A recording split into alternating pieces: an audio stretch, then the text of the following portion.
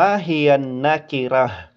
Ano ang nakirah? Ang tinatawag na nakirah ismun yadullu ala shay'in ghairi muayyan. Ang nakirah, ito ay pangalan na tumutukoy sa ano-ano na kung saan hindi eksklusibo. Ang halimbawa nito, rajulun, imra'atun, kitabun, syajaratun, qalamun, maktabatun. Ito ang mga halimbawa ng salita na kung saan hindi lamang tumutukoy sa isa. Rajulun, isang lalaki kahit anong klaseng lalaki. Imra'atun, isang babae kahit anong klaseng babae. Kitabun, aklat, kahit anong klaseng aklat. Syajaratun, puno, kahit anong klaseng puno. Qalamun, panulat, kahit anong klaseng panulat. At maktabatun, silid-aklatan, kahit anong klaseng silid-aklatan. Sa madaling salita, ang nakirah mas kilala sa English bilang